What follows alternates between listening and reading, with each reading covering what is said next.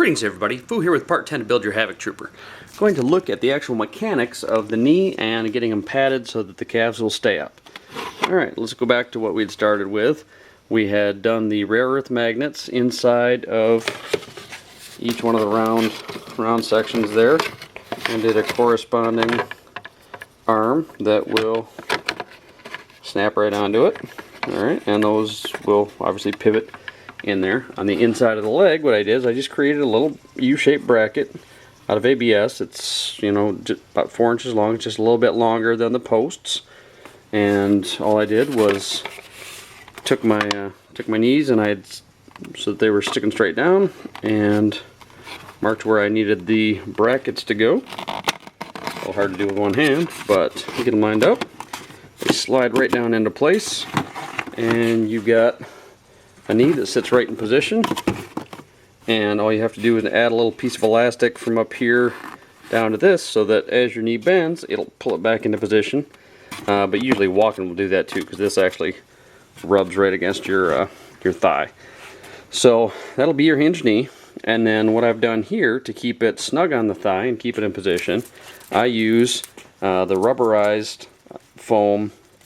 This is 1/2 inch pipe insulation with the self-adhesive sides.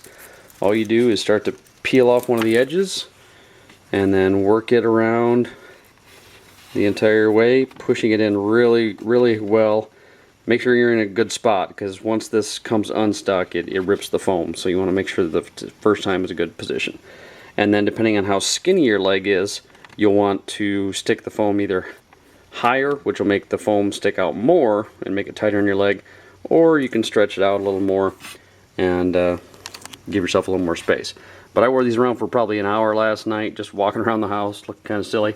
But it was very comfortable and didn't have any problems with it moving around.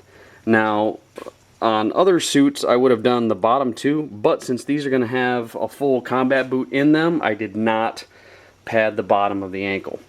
I did the same thing on the forearms, because unless you're Popeye, these forearms are ginormous on the back side. So same thing, I found the spot that's going to be the least visible. That's where I started, worked my way around the edge, and did the same thing on both. And it doesn't have to look perfect, because once you get your arm in there, this will all just be hugging your arm. I also did not do the wrist side. Actually, that's just a scrap piece that got stuck in there. I did not do the wrist side because you're going to be wearing gloves, and until I've got the gloves, I want to know how much room I'm going to need in there. So that will be your padding and the actual mechanics of doing the knee hinge. In part 11, we will look at one way to connect the chest.